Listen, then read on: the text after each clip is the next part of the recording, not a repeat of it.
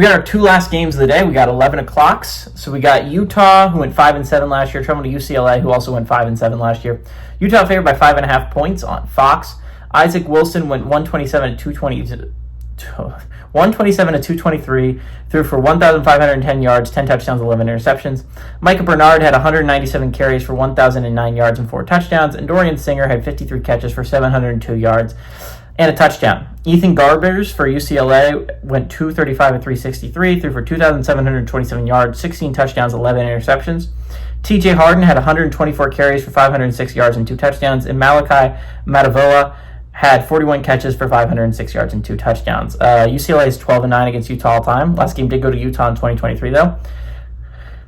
And Utah's won 6 of the last 7 times they've played. So, kind of been Utah's recently. Whittingham is 9-5 against UCLA all time. 3-3 when going to UCLA. This game's really interesting to me because these are both teams that didn't make bowl games.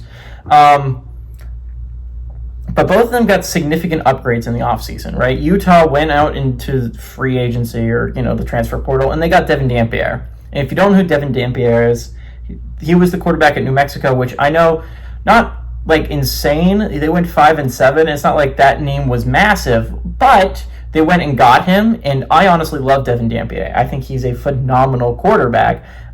With running the football. I think he's an extremely explosive runner, and I expect Utah to go more to that ground offense this year than they have in years past with Kyle Whittingham, right?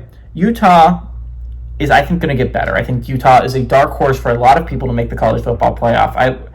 I've not seen, normally when you're looking at the college football playoff predictions, a lot of people play it safe. They are picking teams that are not outside the top 15. The only team that I've seen that's not the group of 5 rep that people go a little bit crazy on and pick a team that is not in the top 25, it's Utah. And my dad picked Utah to make the college football playoffs, and there's legitimate reason behind picking Utah because that is an extremely solid team with an extremely solid coach. UCLA also got better in the offseason. They went out and get Nico Iamaleava, which was a significant upgrade at quarterback. And UCLA's 5-7, I think, is different from Utah's 5-7. Utah's 5-7 was a disappointment, right? UCLA's 5-7 was kind of shocking that they did that good. They were considered by far the worst of the Pac-12 teams coming to the Big Ten, right? They were not expected to even come close to a bowl game, especially after Chip Kelly took the Ohio State offensive coordinator job at short notice, right?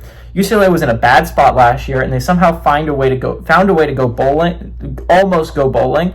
They got better this year. I do not expect UCLA to be a team that's competing for a playoff spot or a Big Ten title this year, but I wouldn't be surprised if this was a 7-5, 8-4 middling Big Ten squad this year. That being said, I think Utah is the better team. I think Utah is a team that could make the college football playoffs. But it's a brand new offense. I think UCLA is a team that plays really hard. I think UCLA is honestly going to win this one. Give me the Bruins at home. I think they are going to play really well at home. I think they're going to actually shock a lot of people and give me the Bruins to upset Utah at home.